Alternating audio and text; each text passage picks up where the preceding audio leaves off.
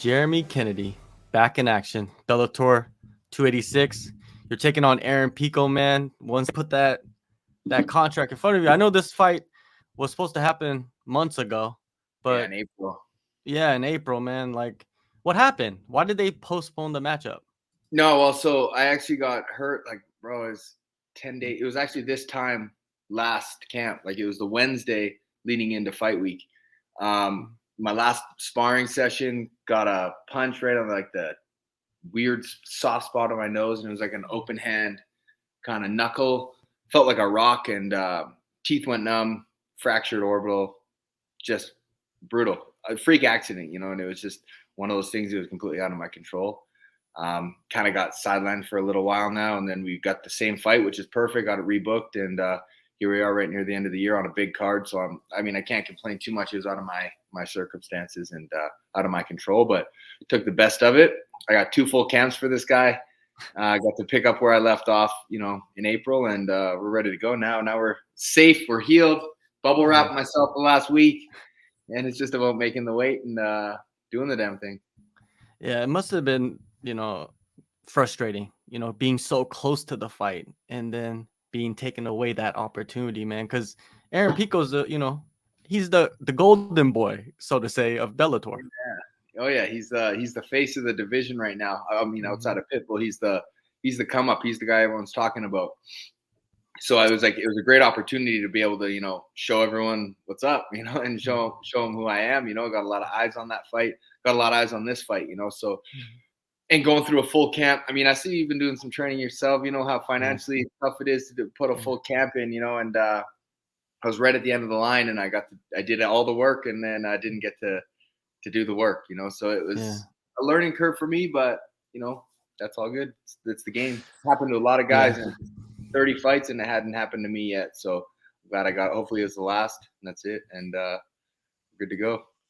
Speaking of Aaron Pico, he has won 6 straight, man, after a pretty rocky start to his career. What are your thoughts on how he has handled that pressure of expectation?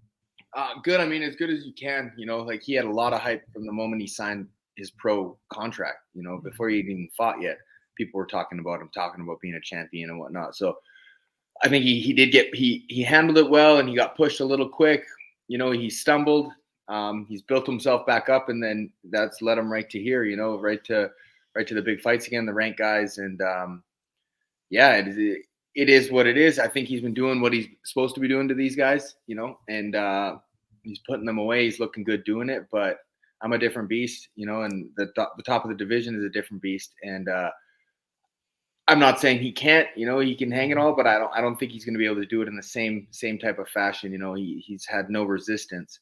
So I think my biggest strength is that I'm going to be able to compete with him everywhere. He's not just going to come in and lead the dance the whole time. I'm fighting fire with fire, meeting him in the center there, and we're gonna figure it out, man. Once we get my hands on each other, we're gonna see what it's about, and I'm excited to test it. I'm a fan of Aaron in general too. I like watching him fight. I like his credentials. It's cool. I followed the scene, and he's a boxer too. So it's exciting to get in there, man. I can't wait to stuff his takedowns, to box with him, to get my own takedowns, put him on his back, do the whole thing and see where this fight goes. Yeah, it seemed like earlier on he was drinking his own Kool-Aid, right, for a little bit, and it was a little bit of overconfidence, maybe. Have you ever had that in your career where you've drank your own Kool-Aid a little too much and it kind of bit you in the ass? I mean, for sure. I think I just resort back to my first loss. That was against Volkanovski. I was 11-0. I was a young kid, and I was like, I called for that fight to go out to Australia. I fought him in Perth, like 9 a.m. local time in his hometown. But I was just like, let's do it. Fine. Was it the most, educated for career choice? Maybe not. Maybe fight this guy, like that guy, anywhere. Stateside, and the fight could have been played out different. There's a lot of things. That was ages ago. A lot of things that went bad on my side leading into that fight. But confidence is a good thing too. So having confidence, but having a good balance of knowing it's a fist fight, bro, and these gloves are 4 ounces, like and touch a chin and the whole game changes. And it's MMA for a reason. Anything can happen. So you can't guarantee or you can't be so confident in there. You gotta respect the art, man. You gotta respect, and that's where I think his aggression kind of played against him. He thought he was invincible, and he's just running through these guys, and then you get met with some adversity, and you met with a fire on fire, and explosions happen. Exactly. Like going back to the injury, man. Like, what did they do? Did they you have to get surgery, or did they do something else on it? No, so that's the thing. It wasn't crazy. It wasn't like fully broken. It was fractured, and Mhm. because it was fractured, it's very easy to have it collapse, and that's what they didn't want. And like you can't go in a fight with a fractured face when that's the target, And then Yeah. you've seen the injury that would have happened or could have happened was what happened to like Cyborg over MVP, where it Oh yeah. collapses in, and then you got like a plate and big surgery, big road to Mhm. recovery. And I was able to avoid all that, just by getting in a CT scan when I was supposed to, listening to my doctors. And it was out of my control. As soon as the results came back, the fight was pulled without even my option or my choice. I didn't get to decide. They just said, hey, this is it. It was the same doctor who did all my pre-fight medicals was the one who got the results. And he's like, I can't let you go in knowing you're already got a fracture in your face, bro. So it was it was just out of my hands. I was when I got the call, I was calling my coaches like, "What do you think? Should we do it anyways?" And then they're like, "Yeah, maybe let's sleep on it." And then I woke up the next morning and he's already out. I was like, "Damn, I didn't even get a choice." Like, is what it is. But it is, but maybe it was a blessing in disguise. I'm a better version I am now than I was in April, and I got the exact same fight. I got to build on that same camp, and now here we are. Just fast forward 5 months, and we're doing the damn thing, doing the same thing, same guy, same opponent, same state, same everything. We're all good. You had two camps. So the first camp was just like a normal camp that you had preparing for a guy. The second one around, do you shorten it so you No, don't burn yourself out? man, I was told about early July, so it was about like 12 weeks, on them. And I know how to structure a camp. I'm year round. I'm eating good. I'm not eating like crap. I'm not drinking. I don't drink. I just train. I live in Vegas, and that's all I do out here. My whole family's back in Canada, so every day I'm going to the gym. I'm just getting better, waiting for the next call. And I kind of tapered down a little bit, and then once you're 8 weeks out, you can peak up a little bit more, and then you start cutting the diet down. So I had two full, long, good camps, and I just got to build on the same game plan twice. So it's perfect. I'm sharp. I'm ready to go, man. Can't wait. Sometimes fighters they get like this, like really like the notice is so far out that they want to get in camp, but they shouldn't because it's just too long. I spoke to a few fighters in the past 2 weeks talking about 16-week camps. Like I was like, Yeah, seriously, crazy. 16 weeks? That's insane. Yeah, I mean, it's a blessing and it's a curse at the same time. It's you don't want to not you don't want to not know you have a fight and then you're out doing shit you shouldn't be doing just because you have the time and you have no fight. But I don't really live my life that way, anyways. I mean, in a perfect world, maybe a 6-8 week camp's good because then it's more mental than anything. Now you're not thinking about this guy every time you go to bed and every time you wake up and whatnot. But it does also knowing I was fighting Pico, I'm not fighting sparring or drilling and training with some tall southpaw 10th Yeah. planet jiu-jitsu guy or whatever. I'm picking guys that are going to make me better for this fight, and I have been for the last 3 months now. So in that sense, I'm good, and I got to really taper my weight slowly, gradually, and build good muscle on, and it's been good, man. I don't complain about a crazy long camp. I mean, I'd rather more notice than less notice. Yeah, Vegas has just a Perks, yeah. stable of fighters that you can pick and choose, bodies, weights, all Oh that. yeah. Who have you got gathered together for this one? Well, so in Vegas, man, there's so many good guys, and then it's like everyone's coming in camps and in and out. So for the last like 3 months, man, there's been a lot of guys.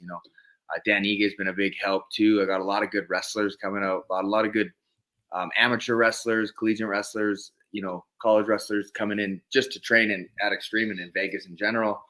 Um, got to train with Cabrina for a while. Like they were in town for a week, and jiu-jitsu. I mean, it's not the same look, but it's just an example of like all the different types of bodies and looks you get, and Cody Garbrandt, he's got good hands, good boxing, got to move with him a bit.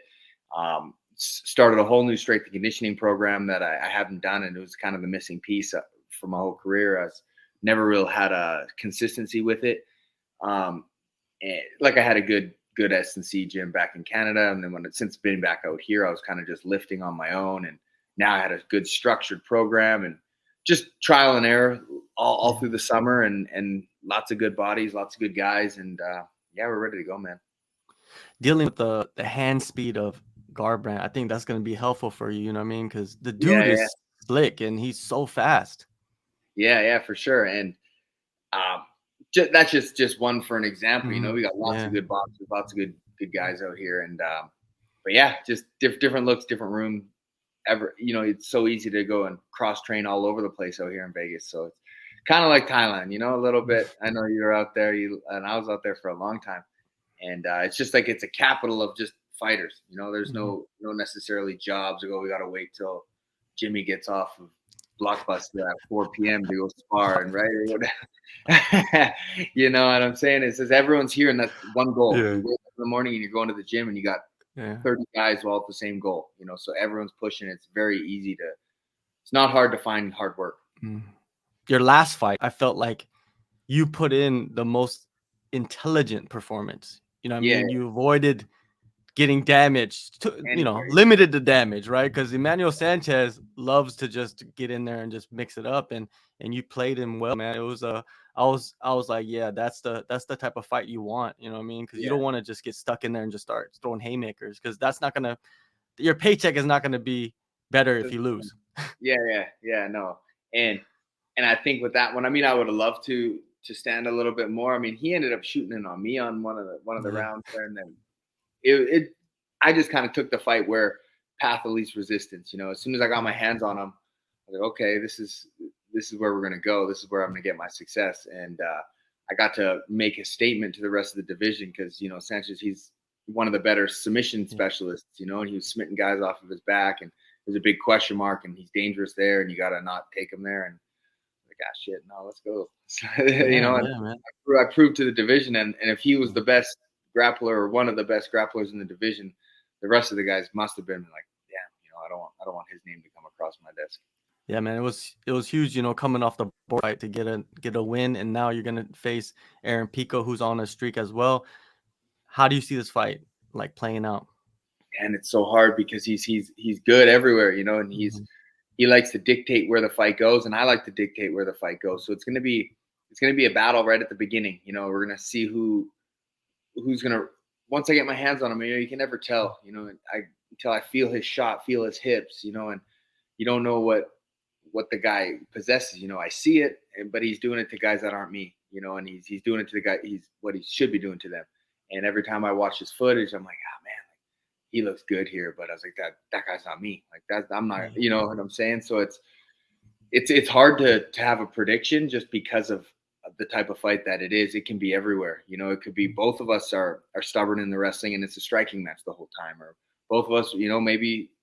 Who knows? I put him on his back and he can't get up, or vice versa. You don't know, and I can't really tell. I just know that I'm gonna fight like a dog out there and get my hand raised at any cost necessary.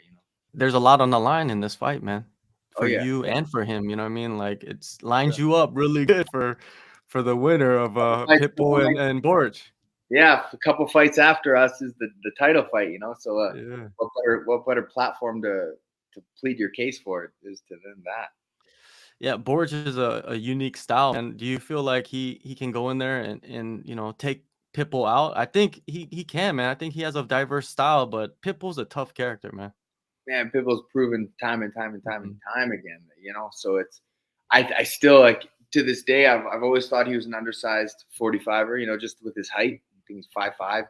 And a lot of us coming up now are all big guys. I'm 6 foot. Borics has got to be 6 foot. He's a big, tall dude. Yeah, you saw he had struggled with AJ. So I think Borics' big stature and reach and length is going to cause big problems for Pitbull. Not really necessarily with his age, maybe not having that explosion to close the distance like he used to. So my money's on Borics, but regardless, I got to get my job done, and then whoever wins that fight, I either get a legend or I get a rematch. So I'm happy with both. All right, man. October 1st, Bellator 286, Long Beach, California. It all goes down. Jeremy, it's always good catching up with you, man. And hopefully Sure. next time we speak, you'll be fighting for the title, man. That would be super, Sure. super crazy. No, my man. There you go.